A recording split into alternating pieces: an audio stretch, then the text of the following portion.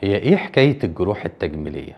الناس بتفكر في شكل الجرح قبل العملية نفسها. النهاردة بقى هنعرف ازاي الجرح يطلع احسن شكل ممكن. اول حاجة مكان الجرح نفسه بيفرق في شكل الجرح، لازم يكون ماشي مع خطوط الجسم. يعني لو هنعمل جرح في البطن يفضل يكون افقي مش رأسي. تاني حاجة ان احنا بنقفل الجرح لازم نراعي انه ما يكونش فيه شد على الجرح. يعني ايه؟ يعني لو انا بخيط حاجتين بعيد عن بعض قوي، ساعتها كل حاجة فيهم عايزة تروح في اتجاه مضاد، فده بيخلي الجرح شكله وحش.